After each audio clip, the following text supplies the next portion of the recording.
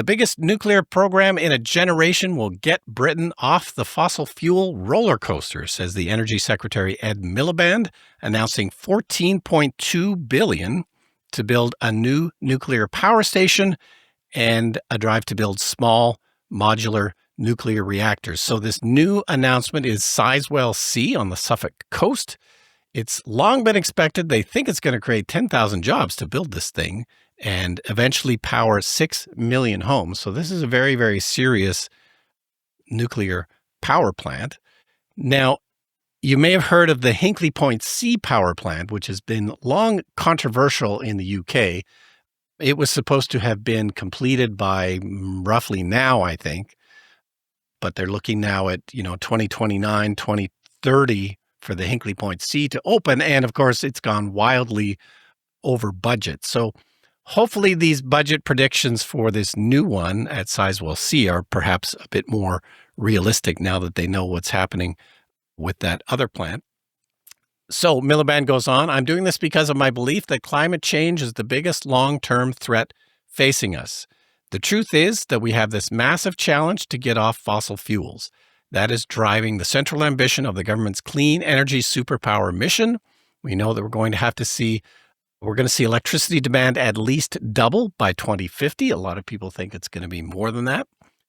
All of the expert advice says nuclear has a really important role to play in the energy system. In any sensible reckoning, this is essential to get our clean power and net zero ambitions. So this site, the Sizewell C site, was actually identified about 15 years ago, but it's taken this long to now finally secure the funding and get it going. And then sort of alongside this announcement, Rolls-Royce was announced as the winner of the small modular nuclear reactor competition that the UK government was looking for one person to build these.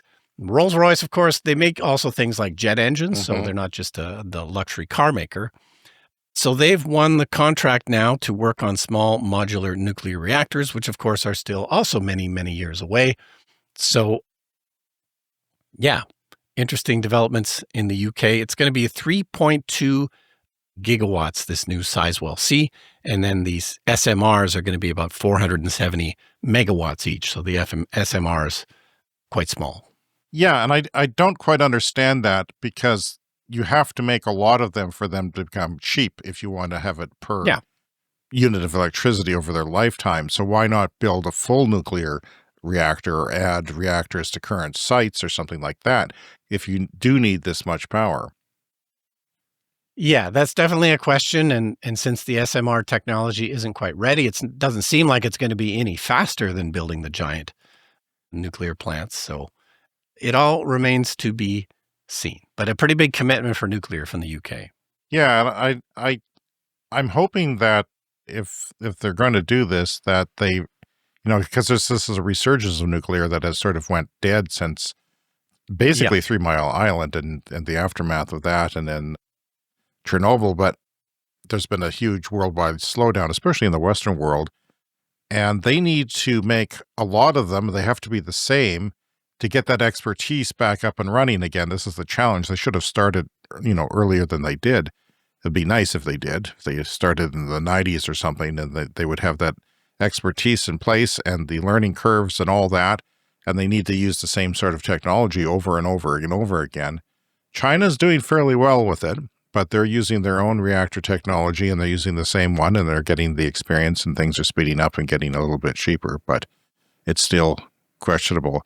And now on to my air quality, this Clean Energy Show Air Quality Monitor Project. I just made that title up, but it's there.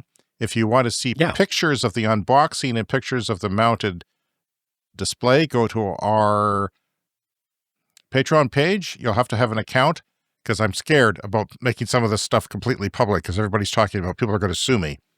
But I'm just going to speak the truth. Your advice on the Patreon podcast was let the data speak for itself. Yeah, there's no need for anything else. You have the monitor, it's going to have the numbers, and that's all you need to do. The air purifier that I've talked about that I have, it is the Coway Air Mega 200M. And that I got on a pretty good deal for $200. They were as much as $400 Canadian. And Yeah, and this is to clean the air inside your To house. purify the air inside the house. I need new filters for it, but I just realized that the smell filter is also the VOC filter. So I need to make sure that's updated more often. So I'm looking on Temu to see if the reviews Right. are good for those filters and places like that to get the replacement ones brought in. There is one that will last, the basic air filter, which is like a HEPA filter. It will last 2 years if you vacuum it. According to the New York Times, they said, this is their favorite product most of the time. And they said it will last 2 years if you vacuum it as indicated. Although I think it's only meant to last a year, but it still works well. So it has been almost 2 years now, so it's time for me to update those filters. But it has, Brian, one of the reasons this thing is expensive is because it has an air quality monitor on it of sorts. It can detect particles down to PM 2.5. The one outdoors goes down to PM 1, and that's the very fine particulate that really gets into your blood. And they're still studying it the scientists still don't know what PM1 does to you, but they do know it gets into your bloodstream. The problem is when I have it by my open window in the bedroom, I don't smell anything, but it goes off. And then I look and I see the wind is shifted. And by the way, last night was crazy for wind shifting. Every hour was a different wind direction, completely different. I don't know why. If a low pressure center is passing through, but it was really weird. And it wasn't just light and variable. It was strong winds from completely different directions every hour. So yeah, I was looking at monitors, and when I don't smell anything, I think it's fine. Like last night, I went to bed and I didn't smell anything, but I checked my app and it was like getting bad. And I could see other people, the hourly reports weren't bad yet, but they would be later. But because I had it in real time, I could tell this is what wildfire smoke is, because it comes in wafts, right? Yeah. And also, a direction, a wind direction change from industry around me will affect it as well. So yeah, that's a problem. So when it does go off, I look and I'll see, the wind is from the refinery now, so I have to close my window. So I wonder what's in that air that I don't smell. I know when I smell things from industrial processes that it's bad. If I smell it, it's probably definitely not good for me. And sometimes it smells like sweet kind of aroma, and that can be almost seductive, like, oh, this can't be that bad. But it is actually very terrible because it's like hydrogen gas or something like that. They write in and tell me if I'm wrong, because I may be remembering that wrong. And then other times it smells like, a paint thinner, like a very chemically bad stuff. Yeah. And it's rare that it smells like that, but it does smell like that. And you have to wonder, are they releasing something? What's going on with that? Why is it different? So yeah, this is, there are other air quality monitors in our city of Regina, Saskatchewan here. And I wanted to point out some interesting facts here because CTV, the local private broadcaster, has a station just on the edge of the city, on the eastern edge of the city. They have a monitor, and it is more or less downwind from the refinery when it is a northwest wind. And I noticed a deviation in that all the time, that it was higher, much higher than everyone else when the wind was from the northwest. And that's something that I'm going to study long term to see if there's an actual correlation there, because there's not much in between that would cause that. There's not a major highway. It's near a highway, but it's on the, the highway's on the downwind side of it, so that wouldn't affect it. And it is 6.5 kilometers from the refinery. Now, if you draw almost a straight line beyond that, that's where I am, and I'm 2 kilometers or 1.25 miles from the refinery smokestacks. The book that I participated in said I was 1.5 kilometers or something like that, but that's just to the edge of the refinery, not to the actual smokestacks where the emissions are probably coming from. And this is really interesting because there's only a handful of monitors in Regina. One's near you. I think it's within a couple of blocks of you down by the university there. So, I'll be interesting to see if any refinery, it's rare that the wind would blow in that direction, but it'd be interesting to see if any deviations come with a northeast wind, which is rare, but it's something I'll look for. There's one downtown, but there's one in northwest Regina. This weather geek in northwest Regina for over almost 25 years has had like thousands of dollars of weather equipment in his yard, including expensive yeah. air quality monitors. And I guess there's literally thousands of people who go to him for the weather. He's Okay. backing onto an artificial lake, and he's got a rain gauge, which is kind of interesting because, the airport's on the opposite side of town, like very far away from me, as far away as you can get in our city. And their rain is different than mine sometimes. And sometimes I'm curious about snow accumulation and rain accumulation and things like that. He's very scientific. He notes the problems with the wind and trees and things that may affect it, and sort of mentions all those caveats. But he has an air quality monitor. Now, if you drew a line to me from the refinery smokestacks and kept going, you would hit him almost perfectly. So if Yeah. I get a deviation from the rest of the city because the wind is from a certain direction, I will be able to see how his readings go up, how they compare to mine, Yeah. if they go up. And it'll be a very interesting study on what's going on with that sort of pollution. Now, if you go in a different direction than the refinery, if you go northwest from me, the steel mill is about 2.5 kilometers away. It's an electric arc steel mill furnace. It has the recycle like train cars and stuff, turn it into oil pipelines. And it's not one of those coal blast furnaces that creates a lot of pollution, but it still occasionally smells. And I noticed they almost look like they're trying to reduce their pollution somehow because they have big hoses that come down and going through buildings. There must be some sort of scrubbing taking place going on there, but I don't really understand what's going on. So that's another thing. The prevailing winds are northwest in Regina, which is good for me. Bad for CTV because they're going to get most of the time. But there's not a lot of population. There is one little neighborhood in there, a corner of a neighborhood that would be in the path of those emissions. I worry about them because it's relatively new. It's a more newer neighborhood than me, and the houses are bigger and nicer and things like that. But yeah, that's interesting. So I'm going to be checking about all this stuff for not only our listeners, but for the world at large, what's going on, because the refinery, according to the book I participated in, is, they've sealed their records. Like the environment department of the province knows, but everyone else doesn't know because their lawyers are so good, they've managed to have it sealed from journalists, from everyone else. So we don't know what's going on, and that pisses me off.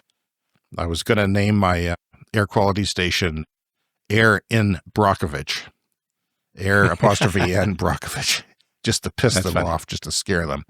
So that's what we're doing, thanks to our listeners. So here's the problem, though. It only lasts 5 years, and it requires a $150 sensor replacement, and there's 2 sensors in there. There's duplicate PM sensors in there for some reason. And I'm curious because they're modular, they just slide out. I could take one out and see if it's still accurate. They're there for redundancy, for accuracy, but I wondered if it's still accurate enough. I will leave them in there for sure for the first year to make sure I have the most accurate readings when I'm doing all this sleuthing, and we'll see how that works in the long term. But you can buy a CO2 sensor. And if anyone out there knows a reason why I should buy a CO2 sensor for it, because there's extra slots, let me know, because they're very expensive. They're $250 Canadian to add that. And I'm not sure if it's important or if it relates to pollution. Yeah, if anyone has an idea, let us know. But yeah, so our Patreon page has a great story about this with James's pictures, but also you can just go to the IQ Air website and you can look and see on the map there, like you said, there's 5 in our city, and now one of them is called the Clean Energy Show. Yes, you'll be able to see, you can follow it and see what's going on, especially if you live in our region here.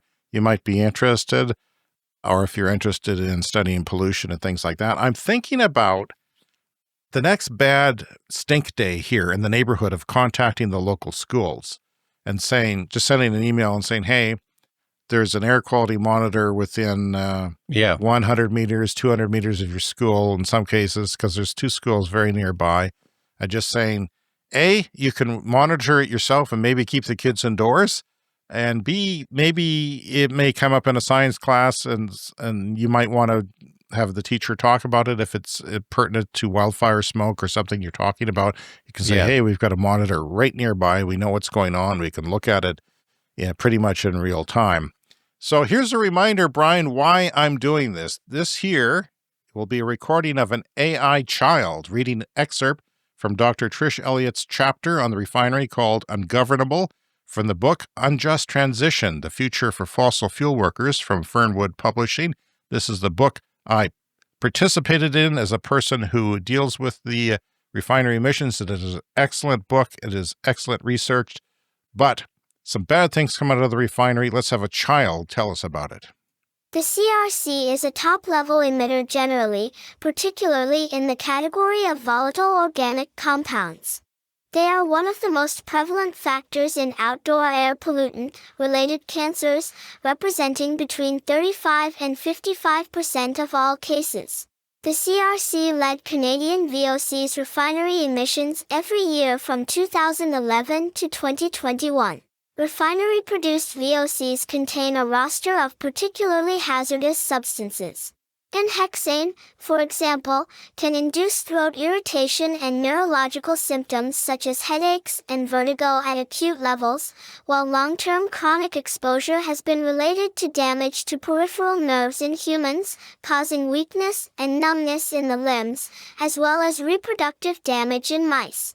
In 2021, the CRC alone was responsible for half of Canada's total N-hexane refinery emissions, at a staggering 203 tons. The co-op also led the pack in total overall emissions of toluene, releasing 58 tons of the neurotoxin, and emitted 11 tons of benzene, a VOC that can lead to leukemia in humans subjected to long-term airborne exposure. Time to get to the mailbag. Yeah, and it looks like this time we have a voicemail from the mailbag from SpeakPipe. Hello, Brian and James. Second-time caller, long-time listener. My name is Sam. I live near Aspen, Colorado. And a couple weeks ago, you guys mentioned portable solar and battery storage really taking off in America, especially with this one company called EcoFlow. I'm not a sponsor, but we use their product in probably the most interesting use case and fun to share on the show. We are an e-bike rental and delivery company, and we've been growing. We started in 2020 and have been growing since, so now we need to charge 20, 30, sometimes 40 or 50 batteries overnight. And we slowly started to buy battery storage through EcoFlow and their portable solar panels. Now we have a total of 4 solar panels and 6 EcoFlow Delta Pros. It's their biggest kind. It's almost like 2 Tesla Powerwalls. And the panels charge our batteries at night or during the day. And then we plug the EcoFlow batteries into our e-bike batteries overnight, and those get charged, and we start the cycle again the next morning. And it's been working now for going on our 4th year, and it is awesome. And we love it. And we always talk about the millions of other use cases this technology can provide. Either way, have a great weekend. You guys rock. We do, don't we? We do. Thank you, Sam. That was a great feedback from you, because the EcoFlow, different use case scenarios, e-bike delivery service, e-bike rental and delivery. So they're delivering the e-bikes and they can charge them up. Where are the panels, I ask? Are they on the van that's delivering the bikes? Or where are they? Are they out in the mountains where tourists are in the summertime only, temporarily set up? What's going on? Yeah, well, we'd love to know more.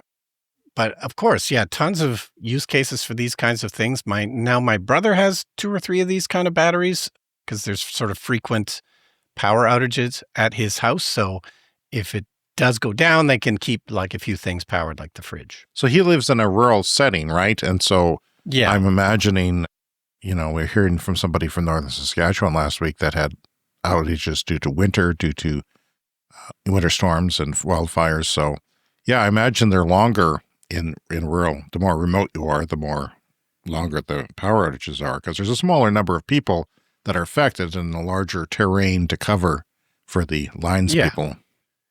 Yeah, just like at our cottage, the power outages are way more frequent and they tend to last a little bit longer.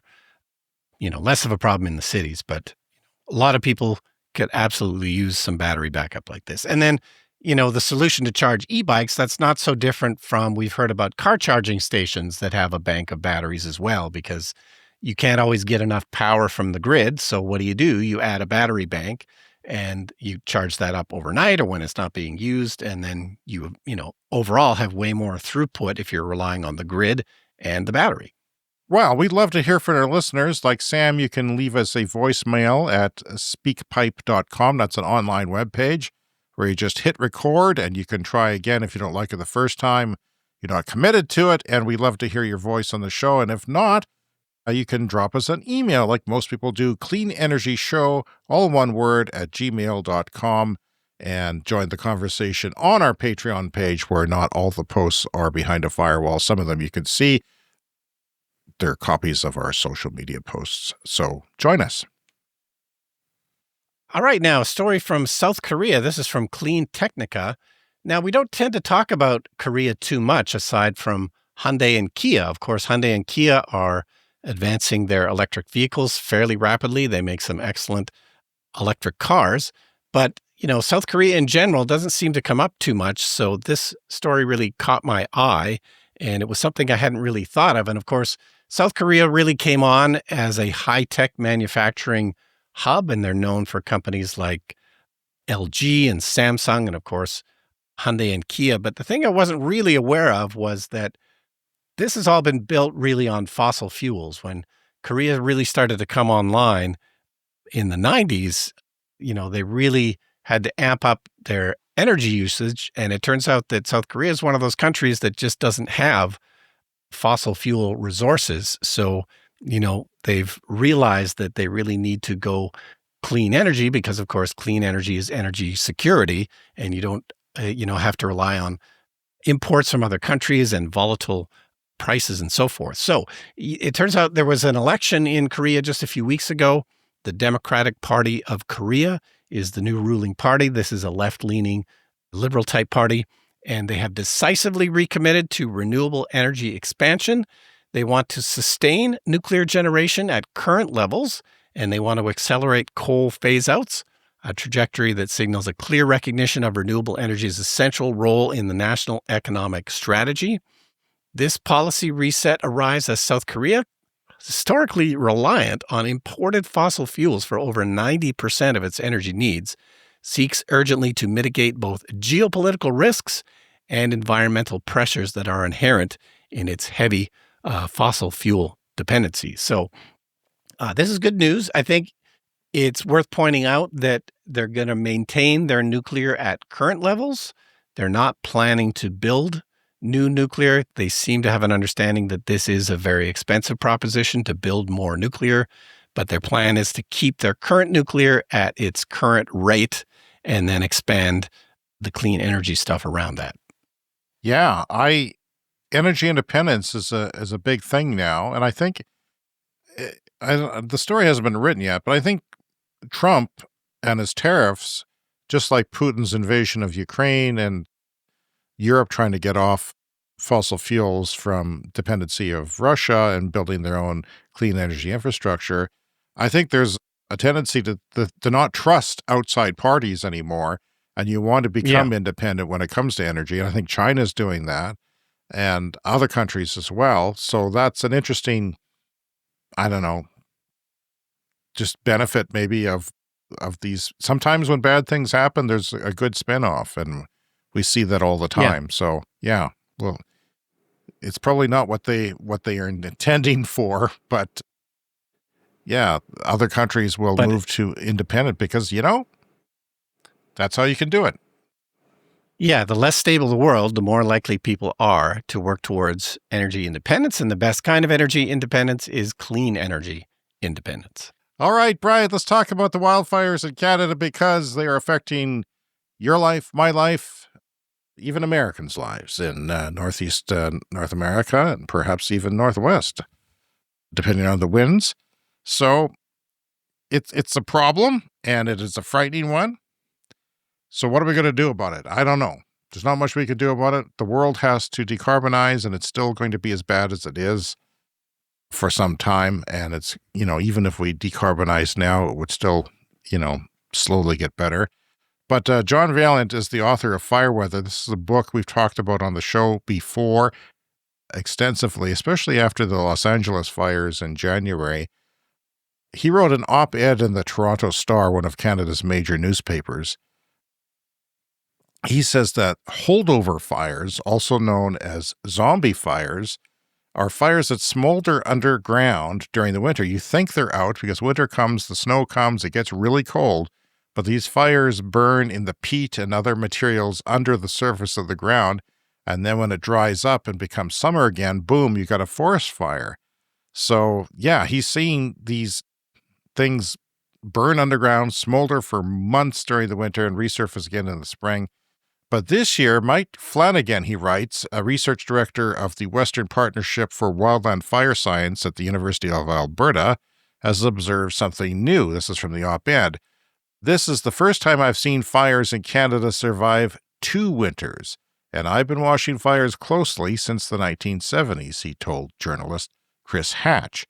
A number of these fires, quote, started in 2023, burned through the winter, and continued to grow in 2024, and then survived this winter, which is kind of frightening. Climate scientists, John Vaillant writes, have predicted an eventual blurring of fire season into year-round burning for decades. But few imagined it would arrive so soon in our northern forests. There are knock-on effects to this relentless pressure, and one of them is evacuation fatigue, not only for the evacuees themselves, but for their hosts. High Level Alberta, that's a town in Alberta, has formally announced that it will not take in wildfire evacuees this year because they're tired of it. They don't want to do it anymore. Thousands pass through this remote hamlet of 4,000. That's not a hamlet, that's a town. At least a town. During the record-breaking 2023 season, 4,000 people showed up and saw 250,000 Canadians driven from their homes that year in wildfires nationwide. So that's a shocking stack, he writes, but not as shocking as this one. Last year, Conrad Soave, the CEO of Red Cross Canada, told John Vaillant that when he was started working for the Red Cross in the early 2000s, not that long ago, 80% of their work was outside Canada. But now 80% of the work is inside Canada. And the reason is mostly climate-driven natural disasters like forest fires and other things, floods. Climate scientists predicted the fire season would become year-round, but few expected it so soon. Fire-related destruction is impacting insurance availability and affordability in Canada and the United States, something we've discussed, and something that's getting worse. It's almost impossible sometimes in California to get insurance these days. Climate-linked insurance crisis threaten the housing and financial sectors as well. If you can't get insurance, Brian, you can't get a mortgage. If you can't get a mortgage, you can't get a house. If you don't have a house, you're unhoused. This is how it all comes together. Fires, floods, and extreme weather are seen as repo men collecting on unsustainable CO2 debt. He has this little analogy of, debt is the CO2 we're putting in the air, and they're coming to collect on that debt now. We've been pouring it into the atmosphere at will for decades and decades, and now they're coming to collect. This is a quote from the op-ed. In fire-prone parts of the United States, fire insurance has become simply impossible to get and has profound impacts on our economy. Insurance, he says, makes things unmortgageable. And he thinks that this is Prime Minister Mark Carney, our new Prime Minister. He was a banker. He was the head of the Bank of England, Bank of Canada. He should be able to understand this analogy, and he's writing basically to him. And he thinks one way to view our current economic system is as a global Ponzi scheme, powered by fossil fuels and leveraged against the future of the living world. So he thinks we keep, piling emissions out into the atmosphere and think nothing's going to happen and getting rich off of it. Well, it's collapsing now. The most accurate way to calculate the debt on this system of fossil fuel powered system is to say fire-powered system. Civilization is by measuring CO2 in the air. Now, if we understand industrial CO2 as a debt, then heat is the interest on that debt. And it's starting to wreak havoc on our planet. Starting around 2000, global temperatures began rising steadily and noticeably. And Valent urges federal action to end fossil fuel captivity before more lives and homes are lost. He writes, in light of the clear and present danger posed by fossil fuel expansion, what kind of energy superpower, which is the terminology the new prime minister is using, should Canada aspire to be? Conventional, that's fossil fuels, or renewable, which is clean energy? Keep in mind, he writes, the 2024 was the hottest year in recorded history, and that CO2 levels have just exceeded 430 parts per million for the first time in 3 million years. The longer Canada and other major economies remain hostage to the fossil fuel industry, the worse these fires, floods, heat waves, and droughts are going to get. The busier the Red Cross is going to be, and the more evacuations, heartbreak, and PTSD Canadians are going to suffer. This is the struggle we talk about. The theme of our show is the theme of fossil fuel power, which is unnecessary. Most of it is unnecessary and could be replaced, but they are struggling to keep that dominance and keep making that money. And politicians have to decide, is the world worth it, or is a quick buck still worth it, and we'll get out when the place crashes? Yeah, and as we've been discussing, all of this has a toll. It has a toll on just you and me in our daily lives. But yeah, when you think about all of the fire evacuees and then the people that have to house them, sure, everyone's going to be helpful one or two times. But if this is a yearly occurrence, it absolutely makes sense that High Level Alberta might not want to keep participating. It's a huge drain on everybody who has to help. Join our Patreon today as a paying member to get access to our exclusive Patreon episodes. We just put one out a few days ago, had a great discussion. You can listen to the first 10 minutes of any of our Patreon episodes for free, and that's when after the 10-minute mark is when we get serious and start talking about things that we can get sued for. At least I do. You can now support us for as little as $1 per month. Some of our perks are ad-free episodes, exclusive access to the Clean Energy Show Discord server, discounts at our merch store, behind-the-scenes material and private updates, thank you credits on our video podcasts and shout-outs, once a month on our audio podcast, or more regularly if you are in the Clean Club Executive. And thank you to everyone who supports our show. Even if you aren't paying, we appreciate you signing up for a Patreon account and being there to watch our updates and be part of our little community. And like I said, we have a new supporter light category for $1 a month if you're interested. If that works, we'll keep it going. If not, I'll discontinue it in September. But that seems to be a couple of people have taken part in that. And it's going well. The Patreon is going very well. We're very happy that people are coming on board for that and supporting our work. Thank you to all who support our work. We really appreciate it, especially for recent donations to our air quality monitor project, which is going to be amazing. Coming up next is the lightning round.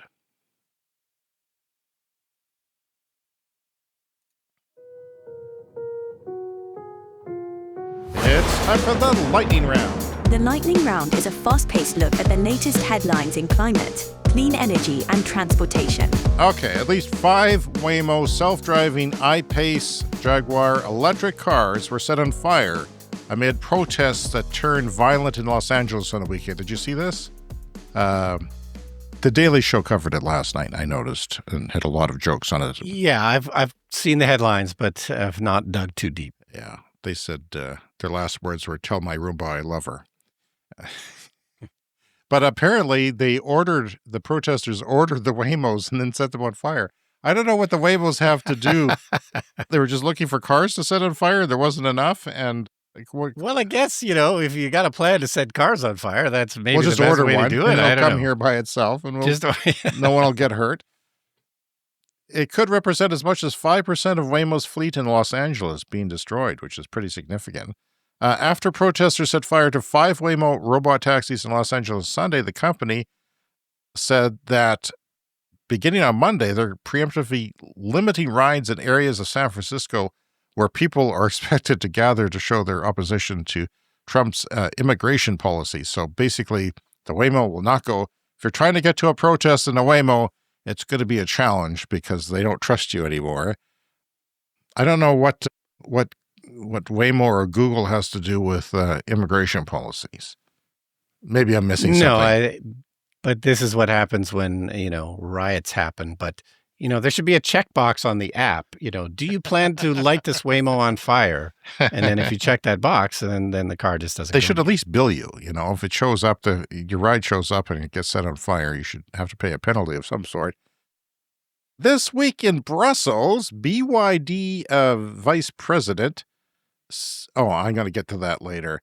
Canada's oil sands has reduced its emissions per barrel for the 6th straight year in 2023. Now that's good, but they're also producing more oil, so more emissions. They like to brag about these sort of types of emissions where the per barrel emissions goes down, but then they make more oil and the emissions are actually going up, and then people are burning that oil. And also in situ oil sands, which use wells similar to traditional oil producers, their emissions per barrel were actually rising in the oil sands.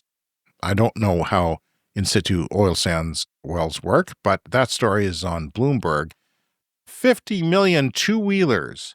This is motorcycles, mopeds, things like that. Electric two-wheelers. 50 million of them were sold in China in both 2023 and 2024. Each year had 50 million.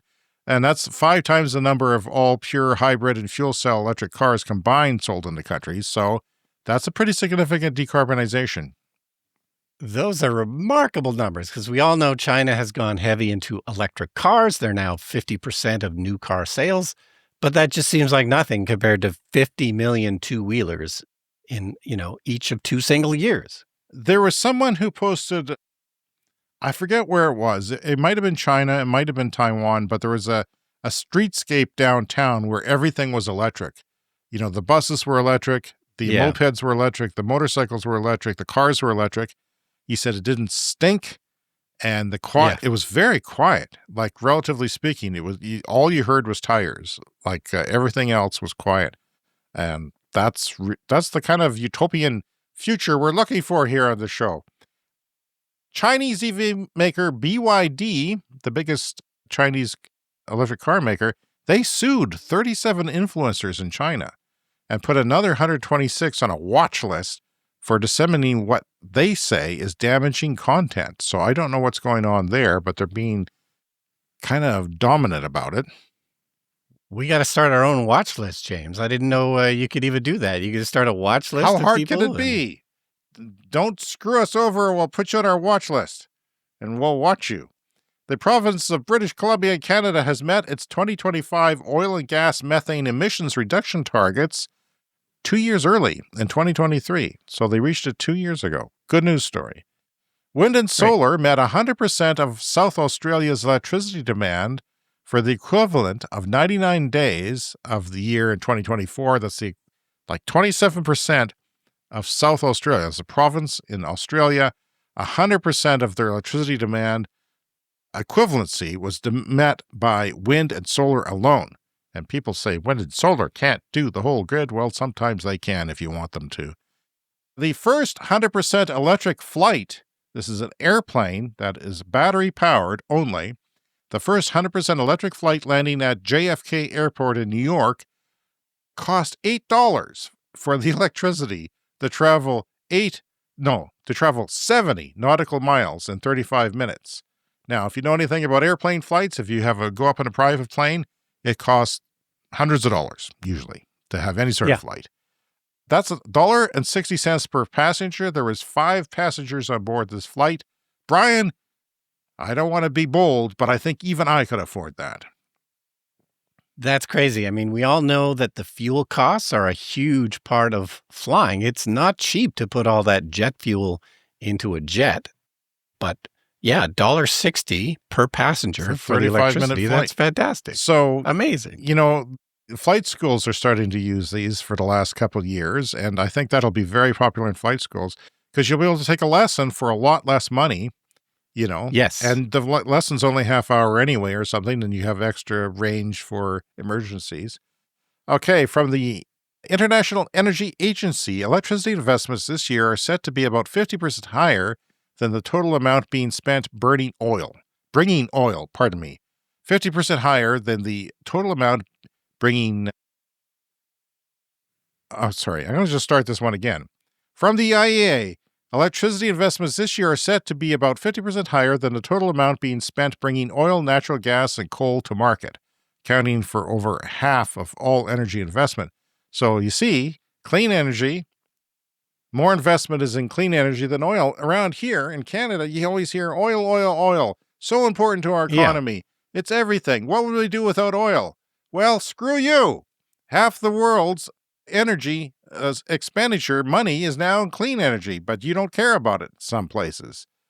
Hong Kong's first regular drone food delivery route launched on June 6th, Brian, flying from Science Park to Ma On Shan waterfront promenade in just around 5 minutes, which is 7 times faster than bike delivery of food. You can get orders from McDonald's, Pizza Hut, and more are flying across the little sea there on drones and dropping your food off, which is surreal. Yeah, there's been a lot of these kind of announcements lately, and there was one about like air taxi service for the Olympics when they're going to happen in Los Angeles. There's been more of these kind of drone delivery type things. So, it's all on the verge of really exploding, but still like hasn't quite happened yet, both for packages and for passengers. These kind of drone electric flights were very close to the world of flying cars. Well, this is crossing a body of water, which may annoy people less, but can you imagine a drone crashing into your kayak with McDonald's food? And you go, thank you. Well, you can get it delivered to your kayak. Sure, you probably could. You might have to paddle a little bit to get to that last few feet accurate. Finally, this week in Brussels, BYD Vice President Stella Lee told the Motoring Press the company intends to build its own megawatt charging network in Europe to support the needs of its EV customers. This story is about the adoption of electrified transportation, clean transportation, and this is a big story because we discussed this because it's going on in China. We thought, well, someday it's going to come elsewhere. I'm sure they'll just work on it in China for a while. Here we are with an announcement that it's coming to Europe, and they are going to build all these megawatt chargers which supply 1,000 kilowatts or more, which is often around 3 times as much as current chargers that exist. And that means you can charge a lot faster and shorter times for doing that, and EV adoption then expands. Typically, megawatt-scale chargers are intended to recharge the batteries of electric trucks, which may have battery packs of 700 kilowatts or more, 7 times what a big car battery might have. And that is the good news because they're moving forward quickly, even though they are going after the influencers. We better not say anything bad about them. Yeah. Be careful if you're an influencer. But no, this is great news. It seems like the megawatt charger is something they're going to try and standardize on. It may be often even too much power for a lot of cars. Most cars can't take that now. But BYD is planning to roll out these cars in Europe, which is part of the story, right? We didn't think that they would necessarily make it out to other markets, but here we are. They're planning a mass rollout of these very fast charging cars that charge at 1,000 kilowatts. Yeah, and if you standardize at a megawatt, then trucks can use it. Sure. Semi-trucks can use it as well as cars. Like, why not just have one standard? It's a great idea. It is, yeah. All right, well, that's it for our show this week. Again, you can contact us, cleanenergyshow@gmail.com. Around social media, we're Clean Energy Pod. And please check out patreon.com/cleanenergypod for our Patreon community. And also look for the merch store in your notes if you want to order a t-shirt or a hat or something. Shout out to Patreon Clean Club executive members Green Bastard and Brett Rutley. And if you're watching this show on video, on TikTok, on Instagram, on YouTube, why don't you come over to the audio app? This is where our shows are meticulously edited and presented to you in the best possible form. But if you want to keep watching it on video, you could do that too, because we're recording the video and somebody's got to watch it because I'm recording it and you're recording it. So we'll see you again in 7 days. Thanks everyone for listening.